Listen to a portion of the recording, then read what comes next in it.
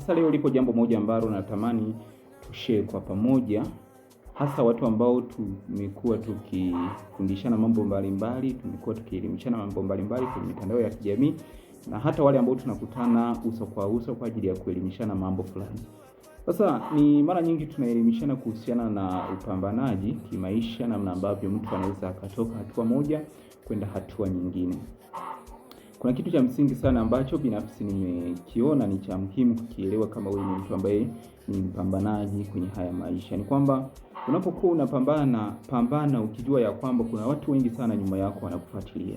Wapo watu ambao unawafahamu, wengine huwafahamu, ambao wanafuatilia maisha yako.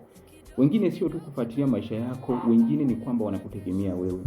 Sasa siku ikitokea katika upambanaji wako umeanguka, sio kwamba tu utaanguka peke yako, kuna watu zaidi ya 10 au zaidi ya 100 wapo nyuma yako wanakufuatilia. Kwa hiyo unapoanguka ujue ya kwamba kuna watu wengine uliowaangusha. Kuna watu sana wanakutegemea kwenye maisha yako, aidha ni familia, ndugu zako, watu wengi sana, hata ndugu, jamaa na marafiki wapo ambao wanakutegemea. Wewe ni kama daraja, wewe ni kama nguzo. Maana yake ukisheki tu basi nguzo, watu wengi ambao wameshikilia ile nguzo watadondoka. Au wewe ni kama daraja lile likikatika, kuna watu wengine nyuma yako wanaanguka. Kwa hiyo hakikisha unapokuwa unapambana ujue ya kwamba wapo watu nyuma yako ambao wanakutegemea. Usipambane tu ukijua ya kwamba uko peke yako, bali kuna watu wengi sana ambao wapo nyuma yako na wanakutegemea sana.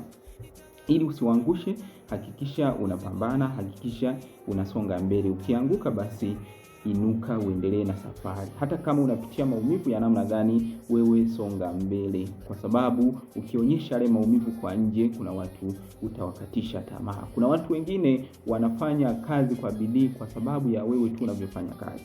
Kuna watu wengine wanajituma kwenye maisha kwa sababu wanakuangalia wewe unajituma vipi. Ni kama role model wao kwenye safari yao ya maisha. Kwa hiyo ikitokea umejikwaa sehemu yoyote, usionyeshe ile expressly ya kwamba umeanguka